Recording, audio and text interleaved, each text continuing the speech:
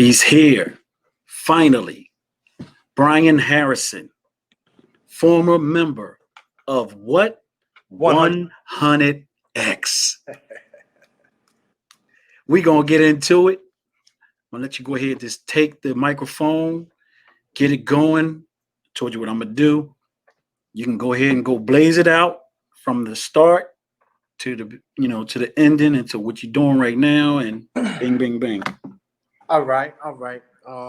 First of all, thank you very, very, very much for everyone to come out and check me out. Yes, sir. Like he said, I am Mustafa, formerly known. Legendary. Now I'm going by my government, Brian Harrison. Yeah. Former member of 100X rap group, Philadelphia Legends, hip hop urban legends, and for me, as far as the rap aspect of it all, that all started, back in the early '90s with a brother named Pud. Yeah, Vladimir. I went to school with him. Ben Yeah, Franklin. Yeah. Pud Valdemir Gibson, and he was a very good friend of mine, and he was the neighborhood barber. Back then, I had a lot of hair. I have a different barber now. Oh yeah.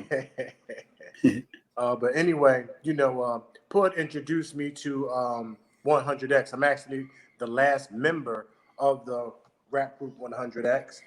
And when I finally got there, it was already a group, and they didn't want anybody else in the group.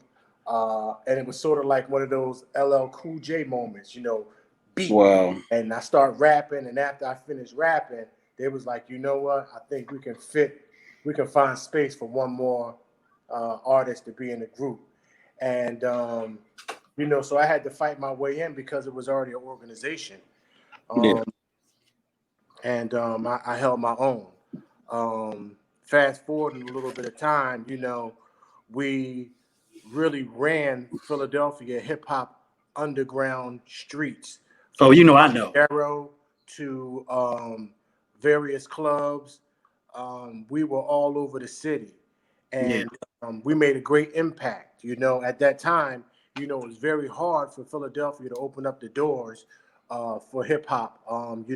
New York was really crushing it, and if you weren't from, maybe in New Jersey or New York, it was very hard for you to get a record deal. So we really were one of the groundbreaking groups that opened up the doors for groups like Major Figures, for groups like Beanie Siegel and State Property. 100X actually broke open the doors for groups like that. Of course. We came up in the era of the Roots, but as we all know, the Roots were more of a jazzy hip hop vibe, and they were able to navigate through the political, commercial waters easier than we were because we were strictly focused on hardcore hip hop music. Everything that 100X did was hardcore rap music. The beats were heavy and the lyrics were street orientated. Yeah. We had a great following. Our shows were always sold out. Our fans, the crowds are the most amazing fans and crowds that anyone could ever ask for. If we say 100, they say XXX. Yeah. Crowd. And it was always like that, man. We had legendary moments and legendary shows. I mean, we did shows from with people like from Nas to Ice Cube, Wu-Tang Clan, Biggie Smalls, Mobb Deep. I mean, we were the opening act for all of the major artists of the 90s. I call us the best group that never made it because in all actuality, 100X was supposed to make it. And a lot of people say that we were before our times because in that era, there was no YouTube. There was no Facebook. There was no social media. Of course, there was none of that. So you can only imagine what that would have been, because I was around. See, this is what makes this an interesting, interview.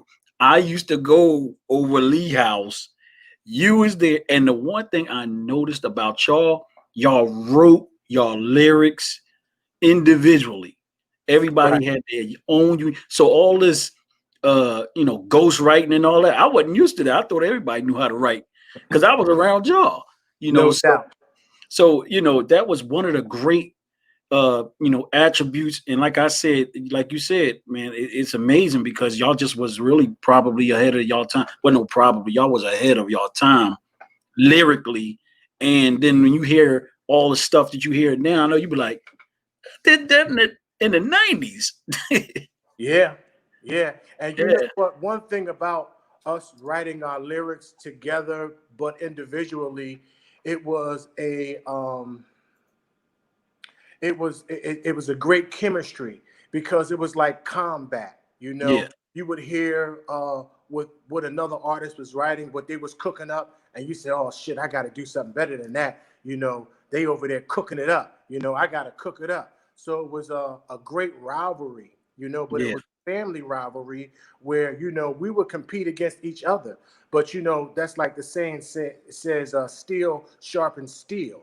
We were definitely swords in action, sharpening each other's skills yeah, by listening to each other's lyricism because we were some bad mofos, no yeah, rap. yeah. I know for sure. Like I said, that was a legendary little setup. Like I did the interview with Ibn. Ibn was Mesquite. He ended Mhm. up being Mesquite. He was down there, and That's right. I remember Ab Lava coming around.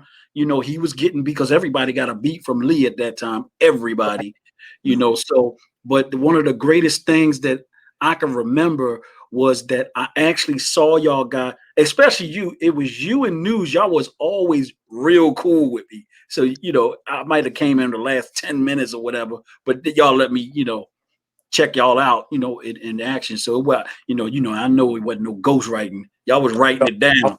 no, no, no. Yeah, yeah. So, you've got a new journey. And your new journey is that you are an author. And it's funny because we've been going back and forth for a couple years on Facebook, even though we were just saying, what's up? So now you have moved into another lane. You've moved into another arena and you've become an author and you have a story to tell. Let's tell the people about your story. And we're gonna go back to 100X because we got to do that, man.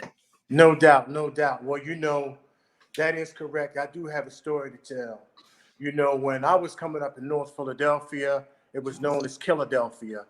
And the murder rate was similar to what it is right now. Right now, I believe Philadelphia is right behind Chicago as far Hmm. as homicides are concerned. Yeah, And the scary part about that is that Philadelphia is not as big as Chicago, but we're killing just as many individuals of as course. a huge city like Chicago, which means it's very hard to walk down the streets and be safe. It's a city where every man has a gun, every woman has a gun, where women walk in fear, and children are held close to their mother's waist and not allowed to get off the steps, where stray bullets hit uh, innocent children. And The city was the same in the 90s. The only difference was it was even more poverty. Yeah. The city was crumbling. There was more dilapidation. There was more. It's less money. It's It was less less money. money, and the crack sales like it was running rampant. Like today, it's more like pills and marijuana and things like that. But in Yeah. the 90s, that crack hustle was still popping. That cocaine was still Crazy. pushing. You know, and As well as syrup and pills, because what people don't know is that people have been drinking syrup and pills and taking pills in Philly since the 50s. There's nothing new about that. And Yeah. there are several strips in Philadelphia that are renowned for selling syrup and pills, even up to today, which I will not mention on this podcast because I don't want to get them hot. But in the 90s, it was very dangerous. And it My story, it starts from the 90s, and from that little barbershop where I met Pud at. Pud's barbershop was the flyest barbershop in town, where a Yeah. plethora of hustlers from uptown to downtown, from north, south, and West Philly would meet. Every hustler who wanted their hair cut properly came to Pud's. I don't care who you were. If you were a basketball player, you came to Pud's. If you were a football player, you came to Pud's. And my book Money is God starts in Pud's Barbershop on Susquehanna Avenue in the early 90s, in the summertime exactly. And It tells the struggle of the poverty that we were going through. When I was coming up, the drug user wasn't the cool guy. The drug seller was the cool guy. The one who got the money was the cool guy. The shooter was the tool. The shooter was the tool of the hustler, but the hustler was the number one guy. So my book, Money is God, comes from the perspective of the hustler, the gangster, getting money, fighting poverty, turning nothing into something. But a little bit more than that, it tells a story of what happens when you take money and you put it in a place higher than the creator. Of You course. take money and you place it higher than the creator, and you put all your values, your love and your wants all into money, and how you can change from an upstanding individual into a person that you no longer resemble yourself, because your only goal in life is financial gain. And the reason you want that financial gain is because of the extreme poverty that we come from in that neighborhood of Philadelphia on Susquehanna Avenue in the early 90s. Of course. So it tells that story. Um, I can remember times going to different strips. I can remember time going to different strips when Pud would have me out there battle rapping the biggest drug dealers rapper. Yeah. When I was coming up in the 90s, rap wasn't really the cool thing to do. Like I said, hustling was a cool thing to do. Everybody wanted to be a hustler. But I remember as a youth, Pud would have me under his wing. And because he was the most popular person in town, Pud the barber, he Of would say, course. "Yo, Staff, I got this guy over here. They say they bad. They want to battle for 500. I'm going to put the money up for you." All right, that's what's up, Pud. And I would take the money. We go up to across town with the Puerto Ricans. Yo, we're going to battle these cats. They got 250. And I would win the money. Matter of fact, out of all the battles that I ever did in Philadelphia, I never lost one. Um, So that but makes you undefeated. yeah, Just so you know. I'm undefeated. I'm Yeah. undefeated. But there was no YouTube. There was no Instagram. There was no social media. The only way you could um, everything was word of mouth. Everything was word of mouth. So you would be like, "Yo, Stop was over, Hamburger Street last night, killing them. He Yeah. was over J Street, killing them. He was over, in the Badlands, killing them Yeah. last Yeah. night. And whoever was rolling with us, those would be the guys who would tell the stories on how Stop defeated some rapper of some major drug dealer. Yeah. So what do you think about the rappers of today? And like I said, I was around you guys when hip hop was hip hop, So remember back then it wasn't much cussing, and gradually I think when NWA came, that's when it kind of the swing a little bit. But because other than that, hip hop was, it was lyrical, and you would be able to say some conscious stuff. What do you think about this era now? Because I know you gotta know something. I know you hearing it like everybody else. What do you think about this era? I believe there are some really good rappers of this era, as There's well as definitely there some are good some really rappers. bad rappers of this era, Oh just yeah, like it some was bad in my era. ones. I can't lie and say that every rapper, because they came from the 90s, they was dope. Yeah, With some corny cats out there from the 90s. I can't lie. yeah, And I think the same of today's generation. A person like me and where I come from, I gravitate more to an artist like a T Grizzly. You know, somebody Yeah. who talked about taking money, or Say the Baby, a guy who was talking about crazy stuff, more than a singy songy type of lyricist, because that's not really my flow. You know, that's not the energy that I gravitate towards. I'm still the same old style. You know, Of some course. people say I'm kind of off, You're older. You're older. or yeah, I'm open, energetic, whatever, Yeah. but I still have that same energy. So the music that I gravitate to still has that same quality that grabs me. And like artists, like I said, like T Grizzly, somebody like that is somebody that I definitely gravitate towards. And Okay. so, you know, I like today's music. I like today's music. And that young boy from California, the Crip dude, the skinny dude, I Yeah. like him too. You know, but there's certain cats that talk that I like to listen to. Yes, Of indeed. course. Of course. I figured you would have that. What But about your I can't front like I'm one of these old heads that say, you know, this whole yeah. generation's of music is whack and they should do it like us, Oh no, they're because not all see, whack. this is their generation, and you know they're talking to their own people, and they, you know, every generation has its own rhythm, its Vibe. own Yeah, yeah, vibration, on the vibe. Yeah. you know. So this is the vibration that this generation is speaking to, and what they have inside them. So you know, I'm not the all-knowing rap connoisseur, but I know what I like and I know what I don't like, and I know there Yeah. are some rappers today that are dope. So your book is coming out in October, right? Yes, it's coming out October next month. Money, money is God. I need people to go out and make sure you get Money is God, Brian Harrison, Next Generation. See where my word coming at? No Next doubt. gen. So you're next generation. You know, you've moved on to your author thing.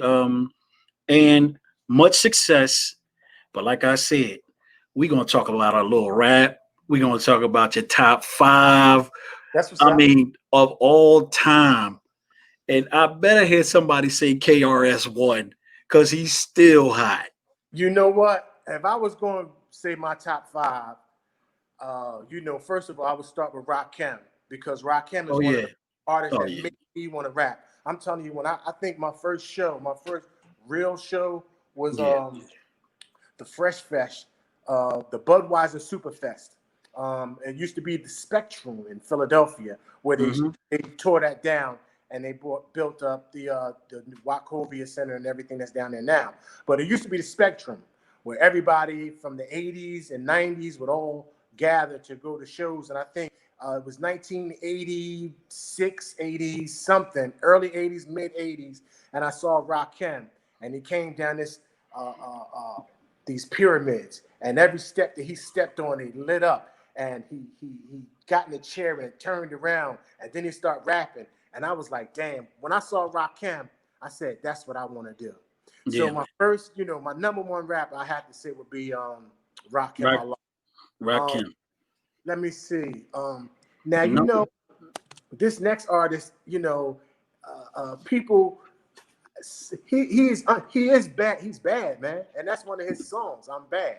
But sometimes he's underrated because he has the girl songs too. But you know, this is the thing about being a player. You know, you don't want to be in a room with just a bunch of guys and a lot of it's guns a sausage factory. and no girls. You see what I'm Nope. saying? So it's like, you know, you got to have some women too. You know, I don't Yeah. understand that part. It's like, yo, I see 50 dudes in there, 17 million blunts, 1,700 guns. I don't see no girls. Yeah.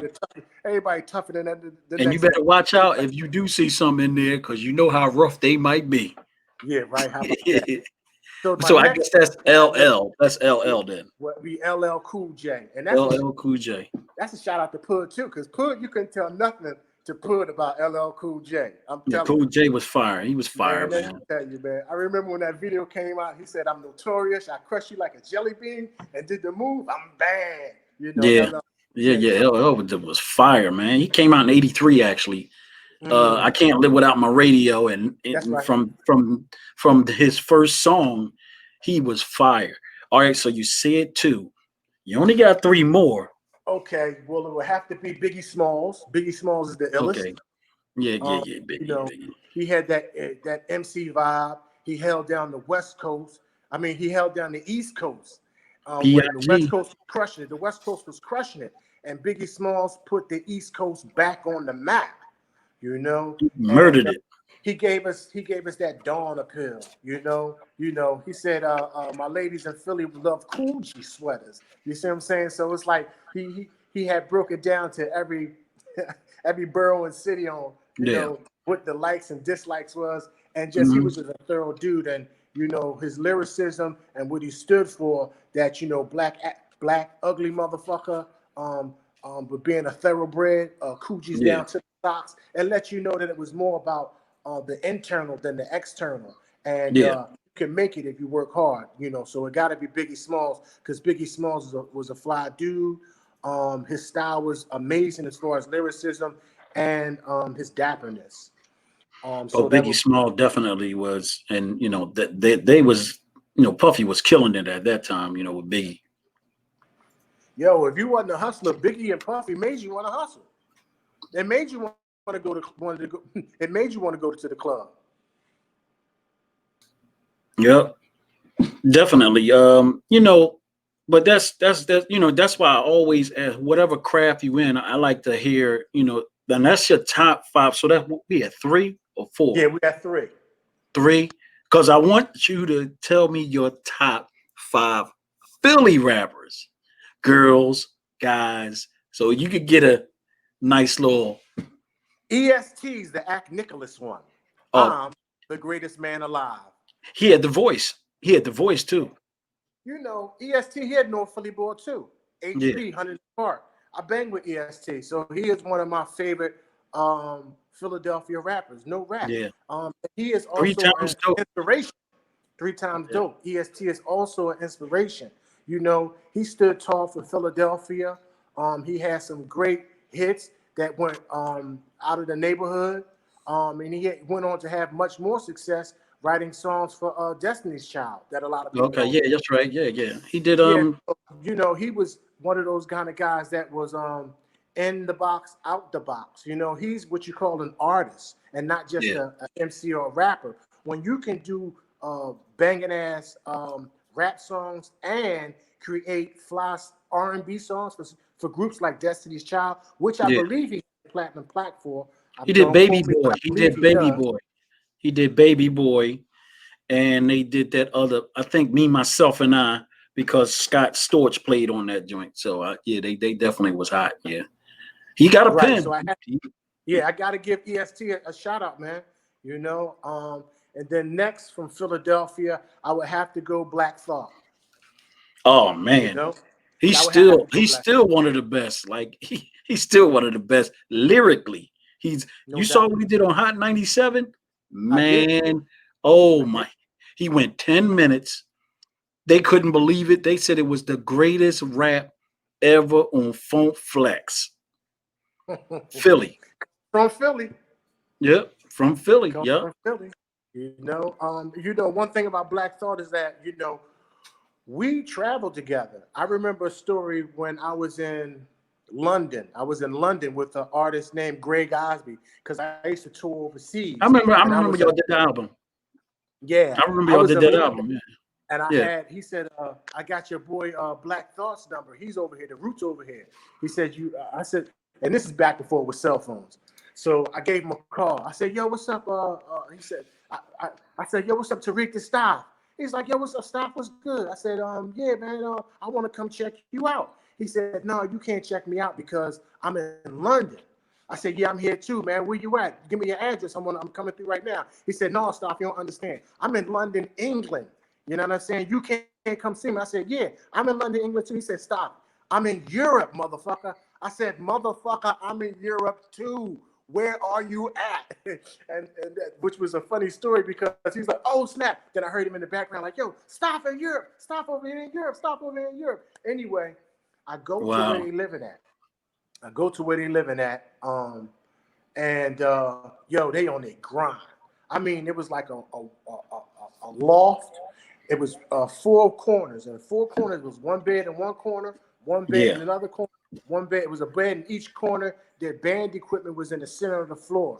And what they were doing, I said, "Yo, what you doing over here?" He said, "Dog, our label is not really supporting us like they're supposed to. So we put our money together, and we came over here and we're funding our own European tour. And they Of went through course. Europe funding their own tours, getting paid, paying their rent, and travel with their own money they made. And when I saw that, I respected their grind and their hustle so much.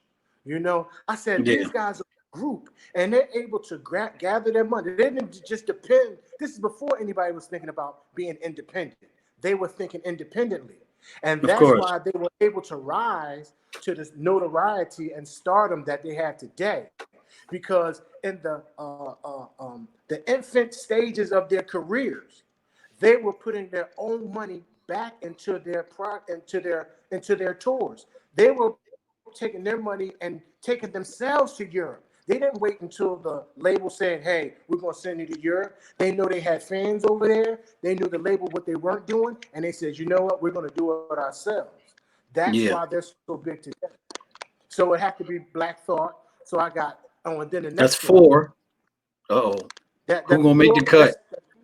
That's 4. You need one more. That's the global one, and then I gotta give you. It's got to be 5 Philly girls, Well, guys. you know who I'm going to say next, right? Who? In I West don't really Philadelphia, know. born and raised.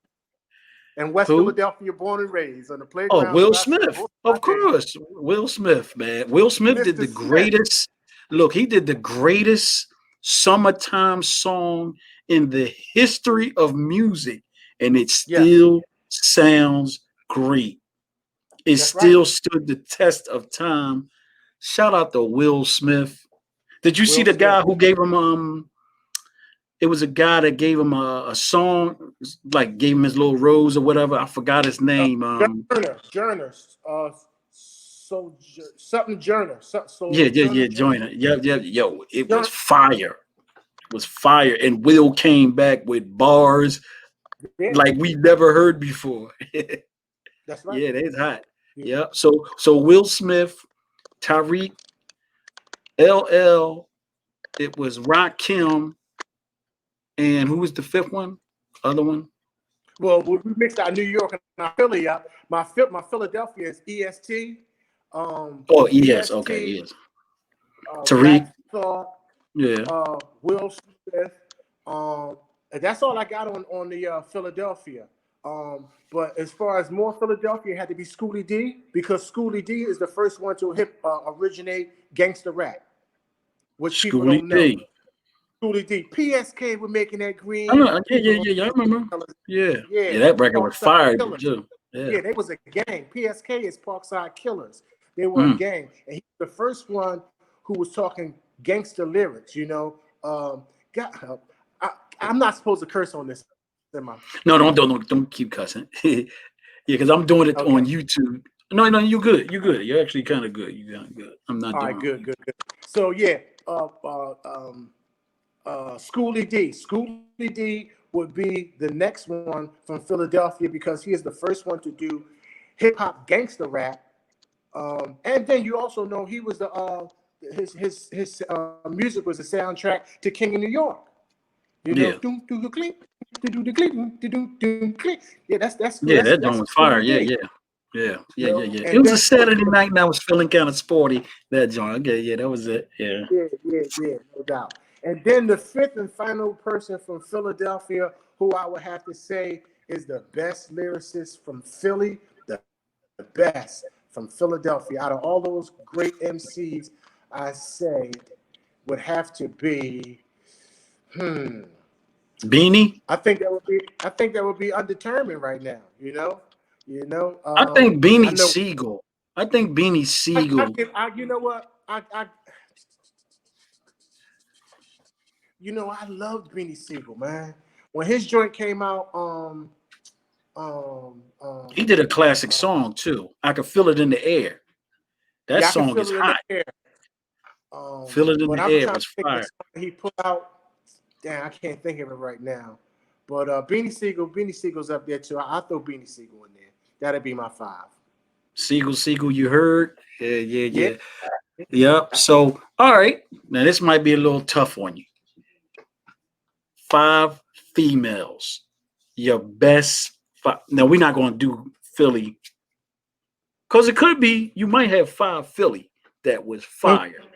So I'm going to yeah. put it at 5. Oh well, we going to do 5 Philly girls first. Okay. 5 Philly Old young, girls. 5 Philly that was fire, I and can't do even five. if I can't do 5 Philly girls because the only ones I can say that could rap good from Philly was Bahamadia, who oh gave yeah, 100 extra shout out.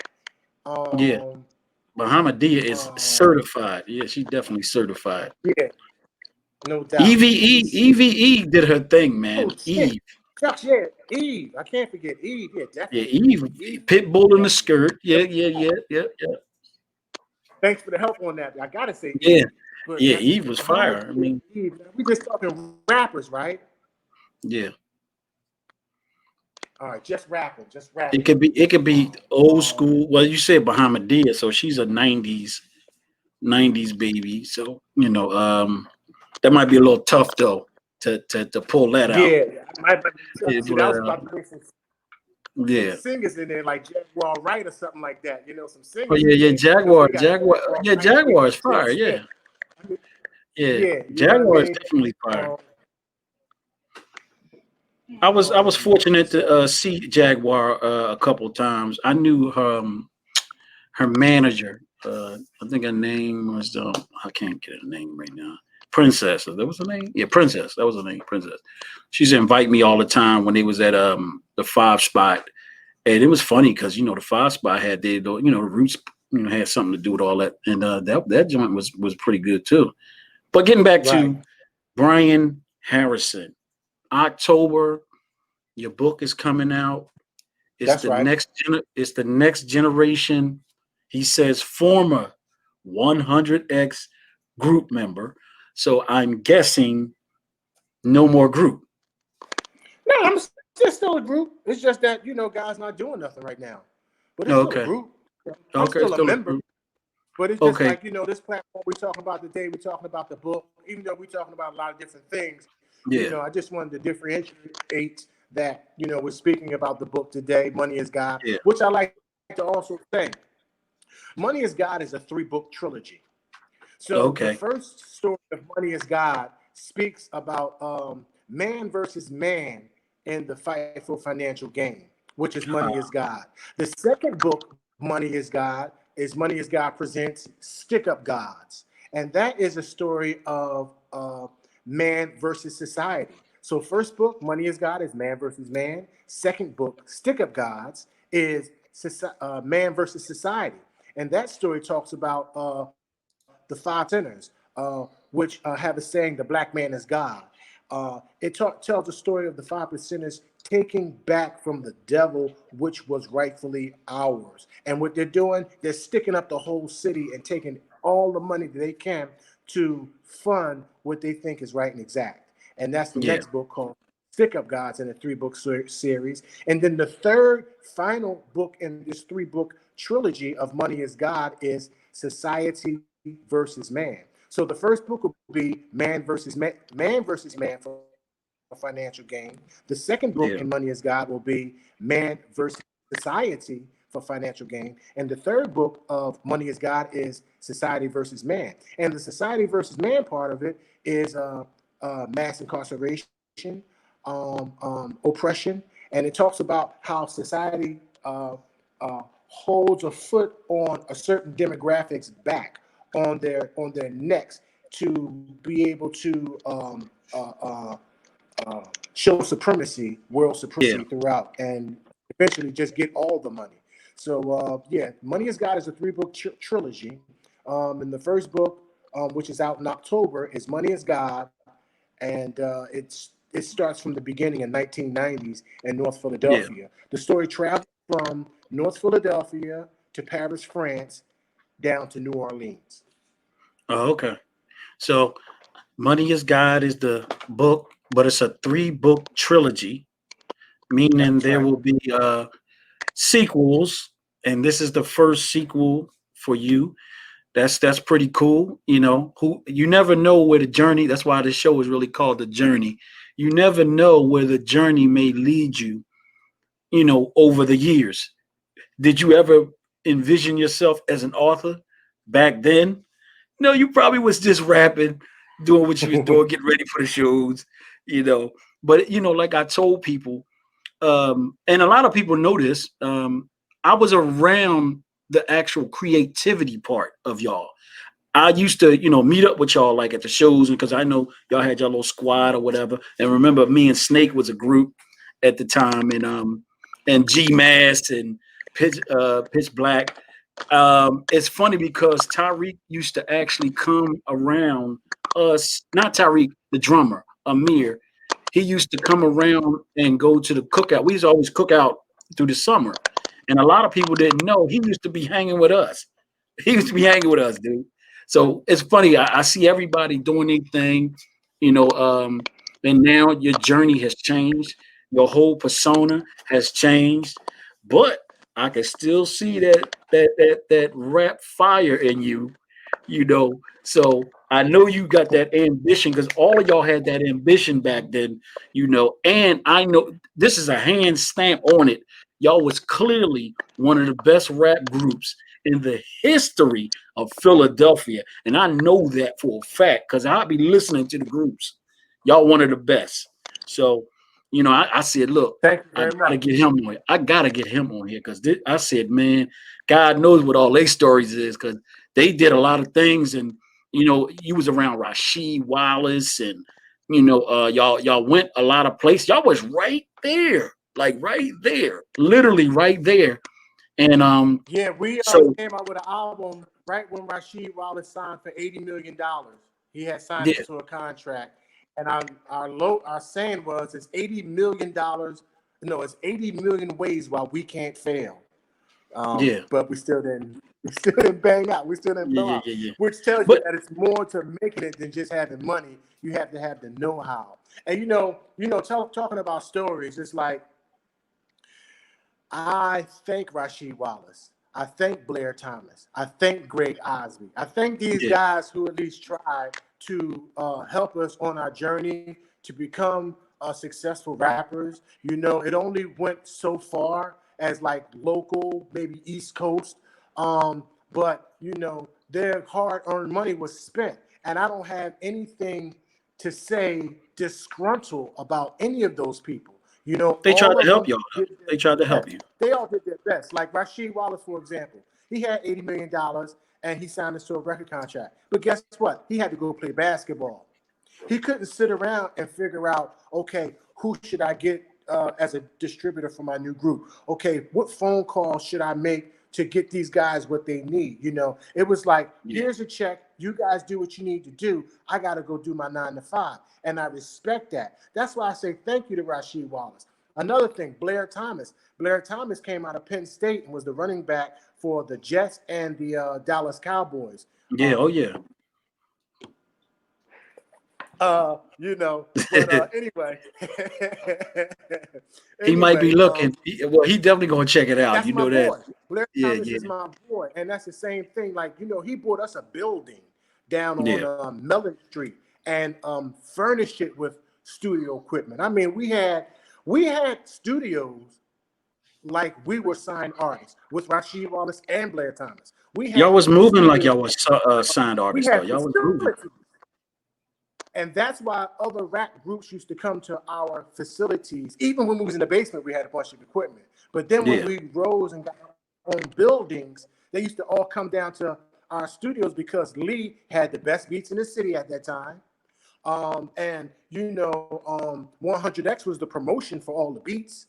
And yeah, our facilities spoke for themselves. I mean, we had an A room, a B room, a lounge in both studios that we had, the one with Blair Thomas and the one with yeah. Rasheed Wallace. And then also, I'd like to say thank you to Greg Osby because, Greg Osby opened my eyes to the world. Before I had met Greg Osby, I had traveled with my mother because she was my mother's a well-traveled woman, and she's taking me to many different places like Puerto Rico, Jamaica, Disney World, St. Croix, St. Martinique, all kinds of places like that. When I met Greg Osby, he gave me the opportunity to see Europe. And when I was traveling through Europe, I mean, we went to Europe. I would go to Paris, Switzerland, Germany, Italy, Sicily, Budapest, Spain, Greece. You know, I was popping all over the place. And then when we hit Germany, we wouldn't just go to one spot. We would hit Germany. We would hit Stuttgart, Berlin, Hamburg.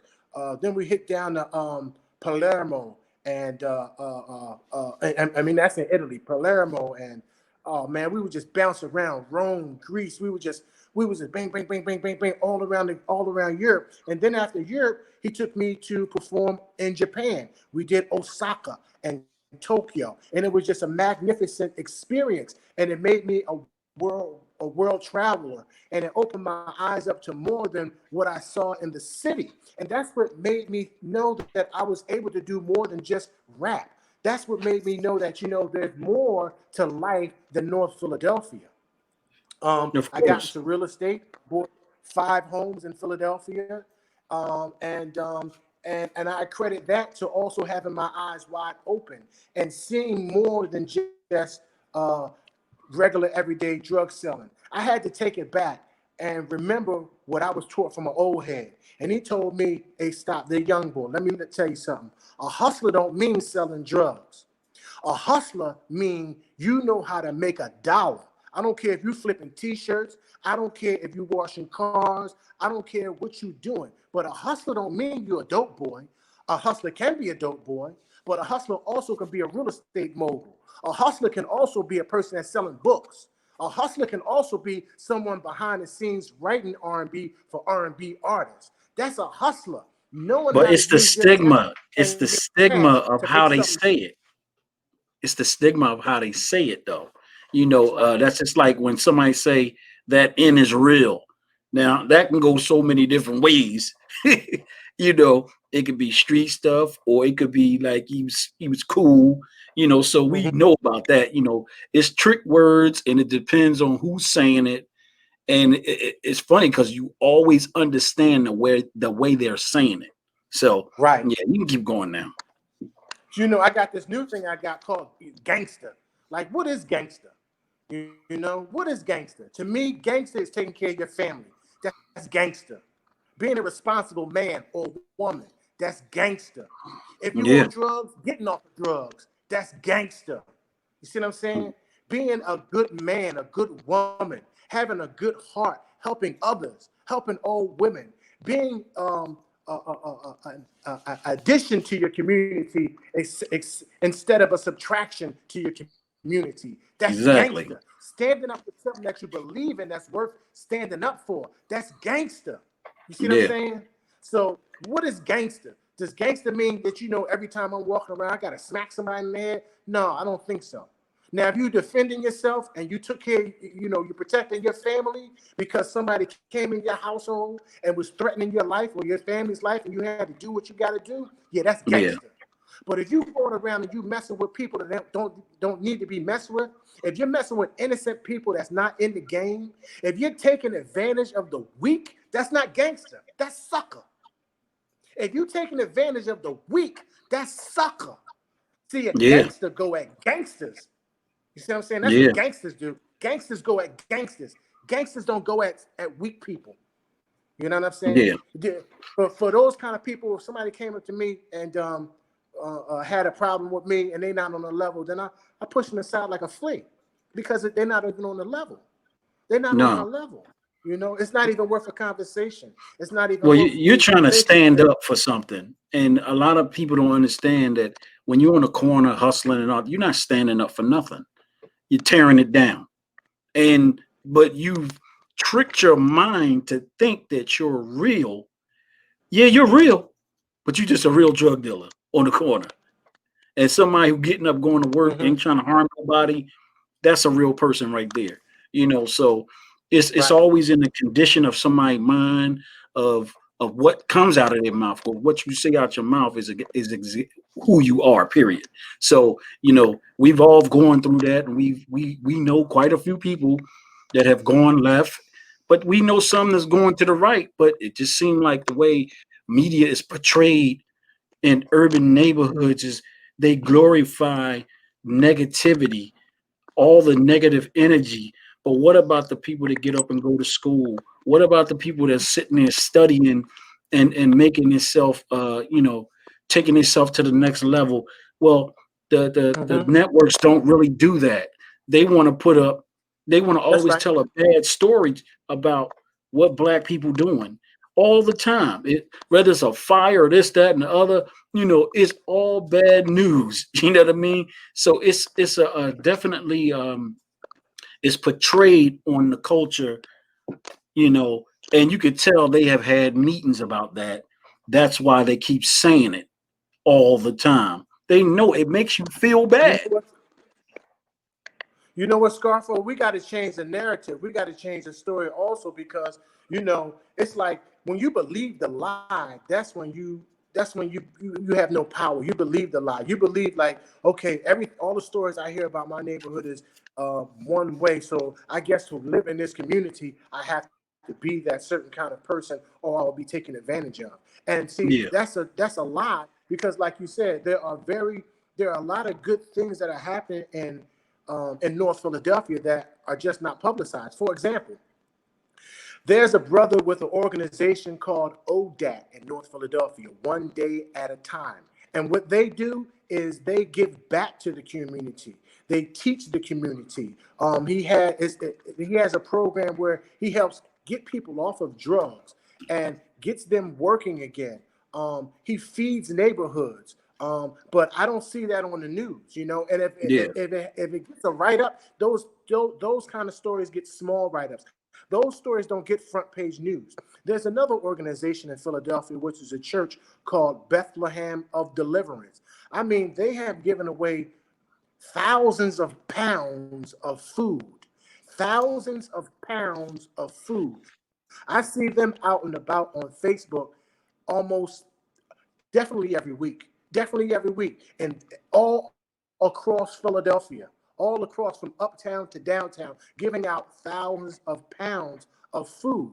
And see, that's another thing. You don't see these stories on the front page, but what you will see is drug dealer shoots child. You will see robbery. You will see these Negroes are looting in the city. You will see that on front page, but you will Yeah. not see Bethlehem of Deliverance Church gives out thousands of pounds of food. You will not see ODAT One Day at a Time helping the community, getting people back to work. But You I'm don't gonna see tell you that on the why. front I'm page. gonna tell you the reason why that's like that. Okay, people would rather take a picture of themselves and everything negative.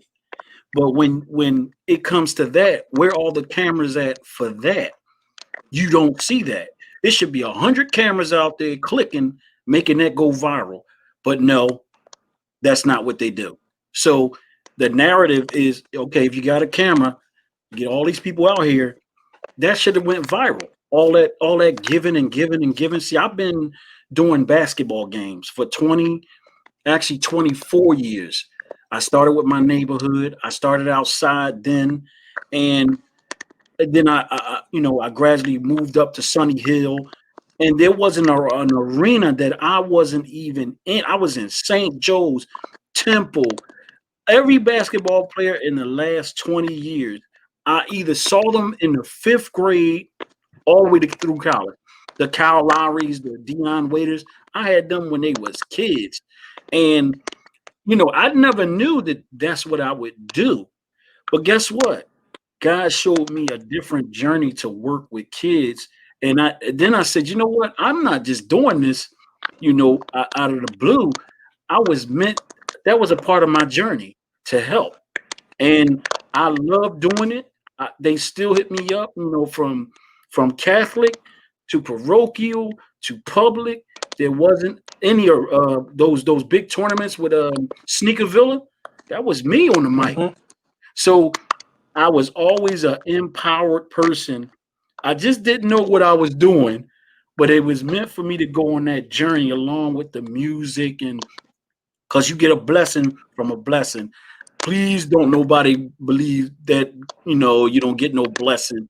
Good people get their blessings too, so, and that narrative is bad, because people think, oh, no, man, you ain't real. Da, da, da. You got to take it. No, that can't be like that. You got to change, No. and you got to Yeah, being change a for your grown man kids. is real. Being a Yeah. grown man is real. Being responsible is real. Paying your bills on time, that's gangster. Oh, Good oh, credit, that's that's gangster. yeah. You got to know But you about your know what? algorithms. I'm glad you start talking about blessings because you know you said something about the path that God had for you. And when people see my title, Money is God, some people are excited about it, and some people really don't get where I'm coming from. Do I think Yeah. money is God? No. No. The story this is a story of a young man who comes from a good background, who forgets who he is in the chain. He starts to believe that money is his end all be all. And it Yeah. tells the story of what can happen to you when you think money is God. When you take Yeah. money higher than the creator, when you put money before relationships, money before your kids, money before your parents, money before your spouse, it tells the story of what happens from the inside out. Because everything starts with a thought, the idea. So once you have the idea, like, yo, money, if I had more money, I would be happy. Once you have Yeah. that thought, that's when things start to change. And then, God forbid, you acquire that money. And then you start trying to buy your happiness. Yeah. You'll find yourself not happy. You'll just be a rich person that's unhappy. So my Of story, course. Money is God, tells a story of what can happen to you when you take money and you think of money higher than the creator from a gangster's perspective, from a street person's perspective, living in poverty in North Philadelphia. Yeah. Well, people gonna always think, money can make a person very arrogant. Because for some reason it just makes people do things that's not good, or they give off that bad energy. And money has always been that Achilles for a lot of races. That's not, that's in all race. And like I said, I've been around people that has been humble, and I've been around some people that was, little raunchy, and of all cultures. So yeah, money is definitely, you can't let it go to your head. Period. You just can't. Can it go Uh, to your um, head now? nope. Don't let it go to your head. All right. So Money is God is October. Okay. You even Yeah, told it's me coming your out in journey. October. I want to say October 1st, but I'm still getting the website built. So people Okay. ask me, Brian, Staff, how am I going to buy the book? How you'll buy the book is you'll go to my website that's being built, and you order just like you will order anything else, and the mailman will deliver it to your doorstep. So it's easy peasy. Okay. Okay. So you gotta you go you're building a system for this, a legitimate system. It can get to anybody, anywhere. So you like a baby distribution and manufacturing, with that. That's correct. Okay. That's Yeah. correct. So well, I'm looking forward to Money is God, and I'm looking forward to, I wouldn't mind, like I said, I've talked to a couple of y'all, I can get that 100x on this thing, man, and everybody just talk. We all grown men, but y'all can't lose hindsight that y'all was one of the best. If y'all could be the best rap group in Philly, because That's cool. I've been checking, and like I said, I was around, so I know people with lyrics, and I was actually Hmm. in the studio with y'all, so I know y'all wrote it. So, and that's pretty cool. All right, so if you got anything else to say, put your tag all on it, and you got time. Don't worry about it, cause I I got the sure line. will. I sure would like to say something else. I'd like to give a shout out to our nemesis of 100X, which is Uh Ram oh, Squad, because Ram Squad. Ram Squad and 100X was the only two groups that was running Philadelphia in I the can believe that. 90s, period. And I got to get my Oh yeah, Cold Stone Steve Austin head on with that. The only yeah, ones. And I got to yeah. give it respect because that's what it was. It was Ram Squad and it was 100X. What crowd is going to show up the biggest at this show? Is it going to be Ram Squad's crowd, all those Richard Allen Project people, or is it Yeah, going to be 100X's crowd, which is 10th and Oxford and Susquehanna Avenue? So and we had both y'all wasn't sides. that far We had apart. both Y'all wasn't sides that of far apart. Yeah. Yeah, well, I Um, mean, I remember, I definitely remember, I remember, Ram Squad was fire too, nothing but ballers up in here. That song was fire, yeah, man. that's right. Yeah, so definitely, so when you get next to the next book, definitely, but like I said, you kind of like I said, I've been talking to him. I talked to Lee. Maul called me on a Saturday with Supreme and Lex. Okay, So okay, it's been happening like that. He told me that they were trying to form it. He just got to make sure. He did say, I don't know about news, but they said they yeah, knew where he was at. So, I said, well, he might be in a different space. So don't take him out of space because y'all could still talk about him because he was one of y'all group members. So that's pretty cool. that's right. 100 XXX. Money is God. Hmm. Brian Harrison at Brian Harrison at Money is God. It's going to be the #1 book clearly coming out next. We out. That's what.